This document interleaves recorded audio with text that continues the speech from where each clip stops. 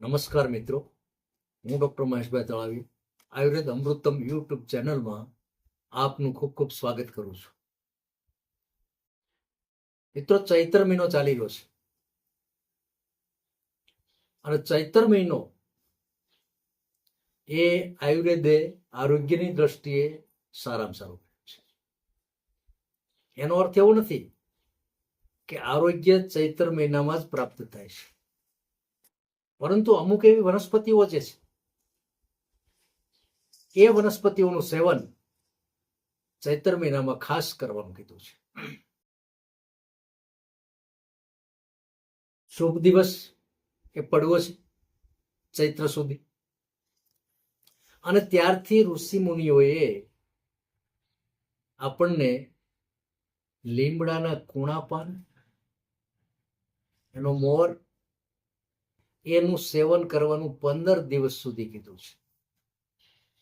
મિત્રો, બાબત કંઈક એવી છે કે શા માટે ચૈત્ર મહિનાની અંદર જ લીમડાનું સેવન કરવાનું કીધું, બીજા મહિનામાં કેમ?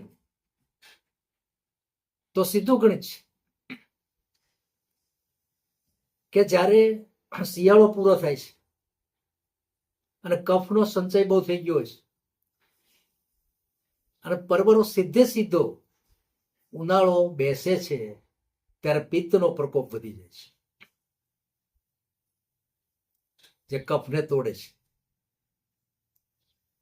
પિત્તનો પ્રકોપ જ્યારે વધે છે ત્યારે આયુર્વેદે કડવા તુરા એવા રસનું સેવન કરવાનું કીધું છે કે જેનાથી પિત્ત છે ને કપાઈ જાય છે. મિત્રો, લીમડાને પસંદ કરવાનું મુખ્ય કારણ એ છે કે એની અંદર નિમ્બોસ્ટ્રિયાલ નામનું તત્વ આવેલું છે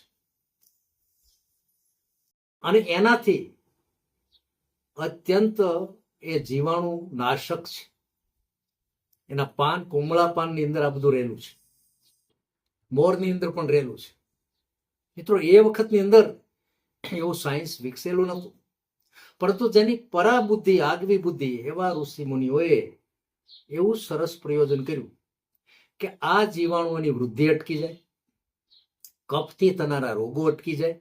કફથી થનારા રોગો એટલે કે ક્ષય જેવા રોગ પણ આ નિમ્બોસ્ટ્રિયાલથી અટકે છે.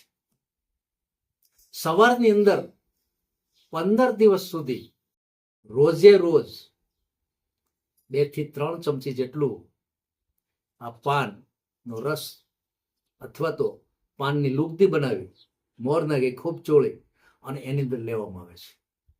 ખૂબ સારું પરિણામ મળે છે. આખું વર્ષ સ્ટોરેજ થાય છે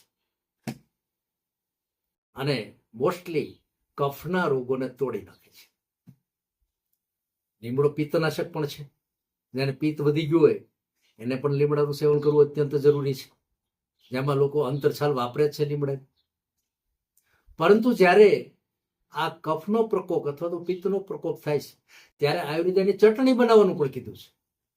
લીમડાનો મોર, લીમડાના કૂણા પાન, જીરું, અજમો, હિંગ આ બધું નાખી અને સરસ મજાની ચટણી બનાવી અને જો રોજે રોજ સવાર સાંજ 1-2 ચમચી એનું સેવન કરવામાં આવે તો જે વસંત ઋતુ આ ચાલી રહી છે અને શ્રેષ્ઠમાં શ્રેષ્ઠ ઋતુ છે અને એની અગાઉ જે શિયાળો પૂરો થાય છે એમાં જે કફ સંચય થયો હોય છે એ કફ અને અત્યારનું પિત્તનું અનુબંધ જે ઋતુ સંધાન છે એ ઋતુ સંધાનની અંદર થનારા રોગો મોસ્ટલી મટે છે.